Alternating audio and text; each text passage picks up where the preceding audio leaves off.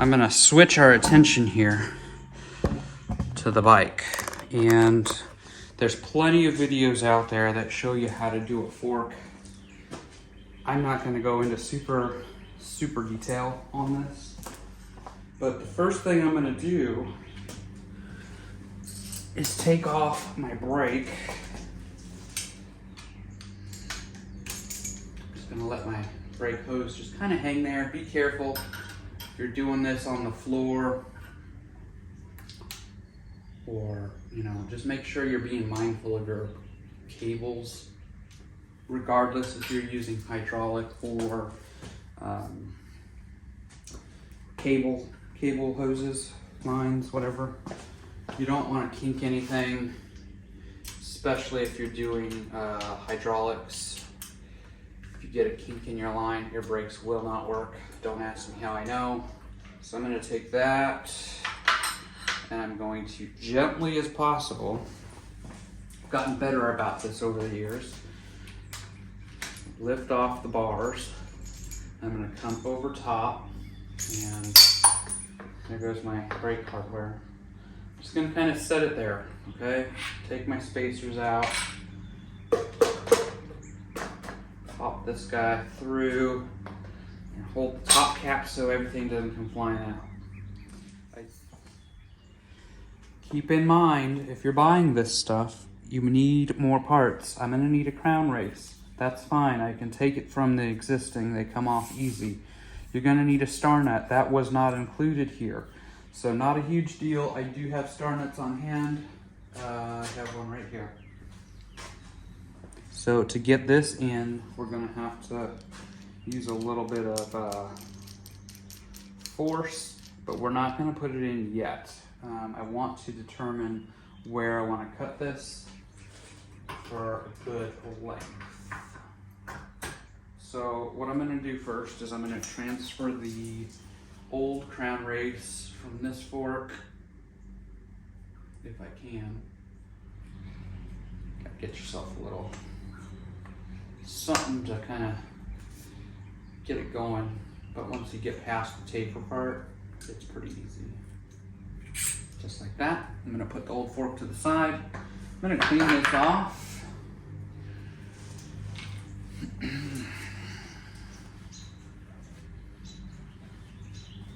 It's also not a terrible idea to give yourself a little bit of grease here. And then this goes just like that, okay? Then you can take the top, give yourself another bit of grease. Doesn't have to be a lot, just a couple of dabs. Smooth that around the top of the race. And from here, we're more than halfway there. It's really not that bad. Now I'm gonna, like I said, I'm gonna kind of get an idea of what I want before I commit. You can only cut this once. After that, you have to take what you took. You can't add any steer tube back, so that's super tall. Obviously, I don't have enough spacers for that kind of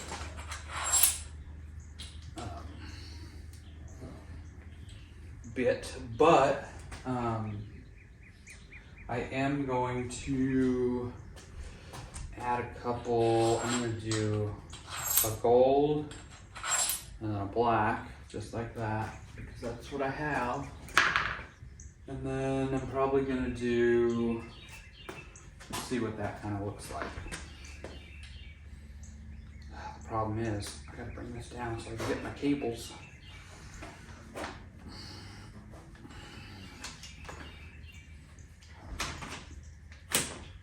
So from here, push it back in. And that might be close enough. What I'm gonna do is I'm gonna tighten the pinch bolts down just so it's good enough, and then we'll put the wheel in and bring it down, and then we're gonna kind of measure it and see what we need to do, because once it's on at this point, that's pretty much it. The only thing that I really have left to do is I need to install the star nut, but you can't really do that until you decide where you're going to cut your steer tube. So for now, the pinch bolts are going to hold everything together. It's probably not the best, so there's a little bit of margin for error as far as like, you know, is it fully compressing all of the bearings up into the headset? Is it, you know, is where it needs to be? So I'm going to keep that in mind as well. And I'm going to just throw this in here just to keep everything happy. And hopefully this is still important. I have no idea. I had my last bit of video that I took trying to get the darn shock figured out. I wasted a lot of time and I didn't transfer the data or the video over to the computer yet because I had to charge the phone and I want to get this done so I can test it out. So we are still recording, which is great. Throw on the wheel and then bring it out of the stand so that way we can figure out where we want that steer tube length to kind of land. I'm trying to get the caliper lined up.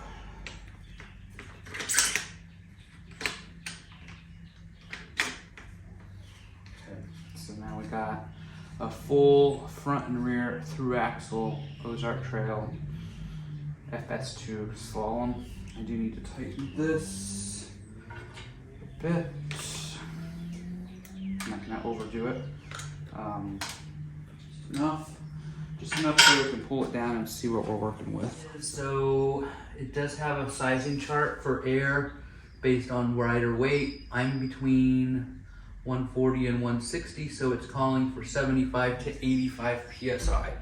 So we're gonna open up this air chamber top cap to expose the Schrader valve, where we can use again our shock pump. And what I want to do is remember what it said. I think it said 70 to 85. So let's go ahead and start with 85. But you can see it's going up. Kind of cool. So probably around there. And what I like to do, kind of cycle it a little bit, and that feels real good. Let's see what it feels like if I sit on it.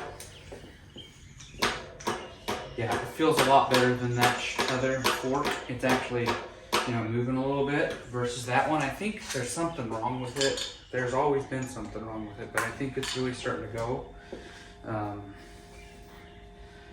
So I'm gonna just give it a couple of extras because I find that sometimes when I undo the air, I lose a little bit.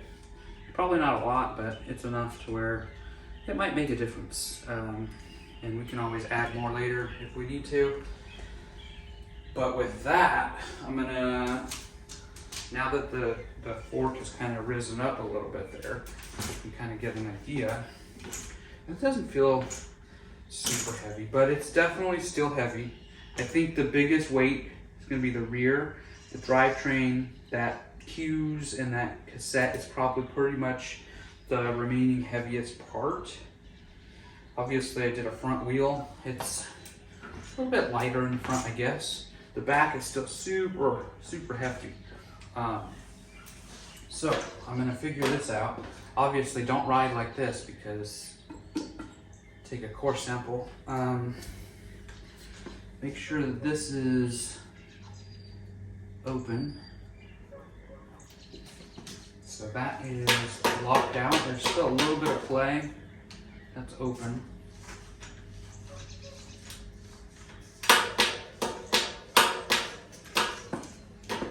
Feels pretty good. Again, I'm not real good at setting sag and all that stuff, so I think this might be a good height.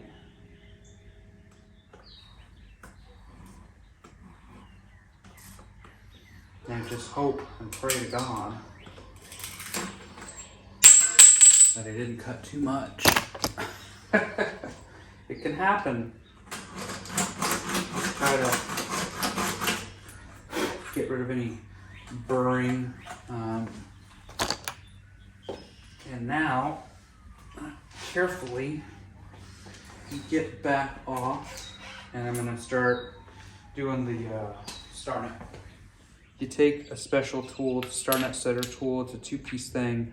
You line your star net up with this threaded piece here, all the way, and then you just kind of line this up like that.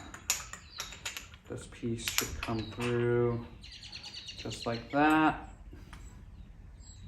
And this sleeve fits over top of your steer tube. And you should probably take these spacers off first.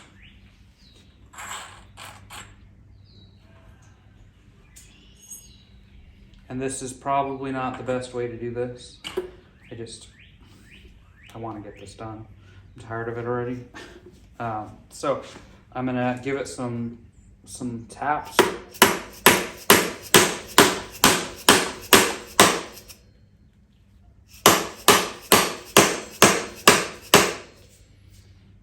And as you might be able to see, it's not really working out because the fork is trying to come out the bottom. So I'm gonna end up potentially in a situation like I was talking about earlier that you don't want to be in.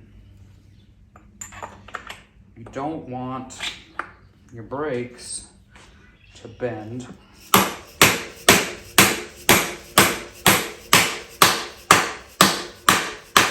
So basically you want this to kind of go flat. Once this goes flat on here, that's when it's set enough in, and you should be able to be confident that your star net is set. So there,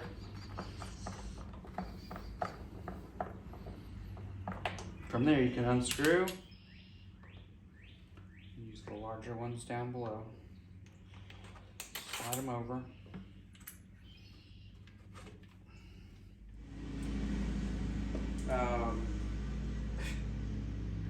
So now I'm going to take my top cap, see how it kind of pulls everything together, make sure that it does pull everything together.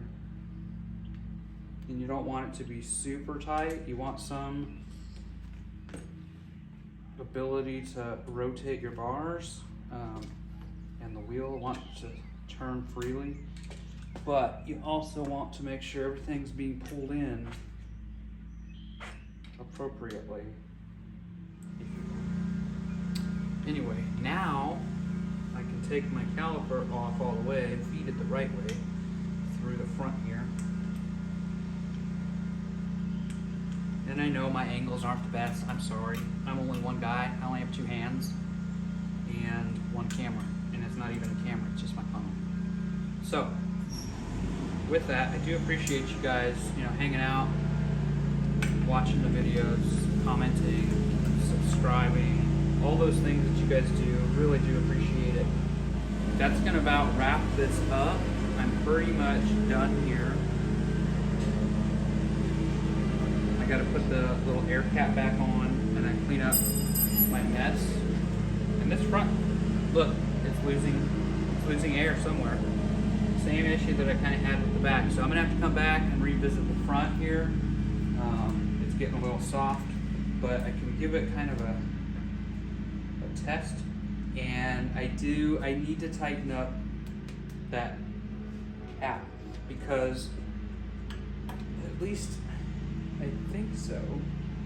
Something's not tight somewhere because it's wobbly.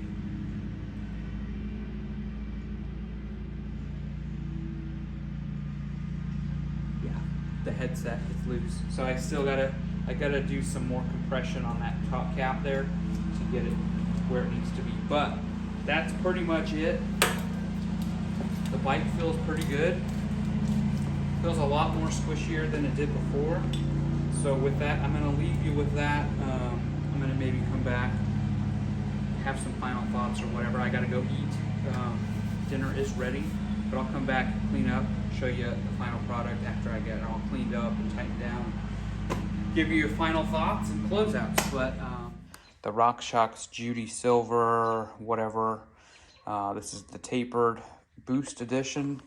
So you can see there I'm running through axle. This is 15 by 110 now. If you're gonna go this route, you're gonna need a new wheel or a new hub.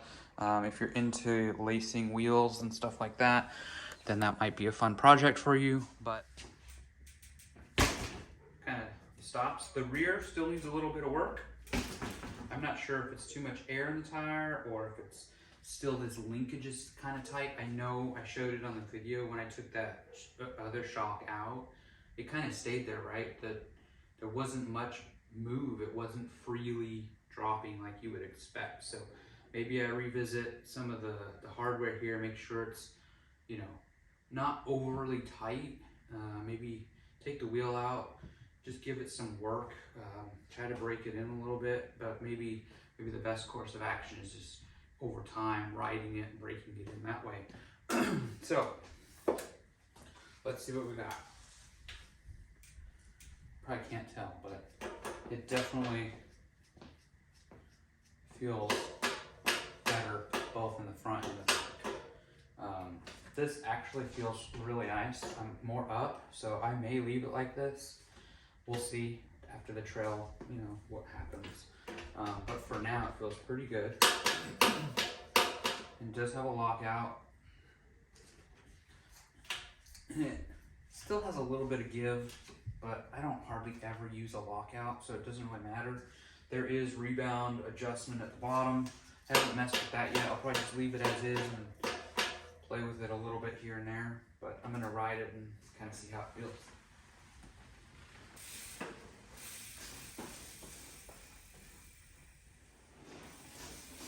Oh yeah, it's much better. I gotta read up more on this, figure out what the proper air pressure is, if it's based on weight or if it's strictly based on setting the sag. So if I put this little ring up and I sit on it, I don't know how to do sag. This is kind of how I try to do it. Stuff off it, check it. I'm right at that 20 mark when I do that.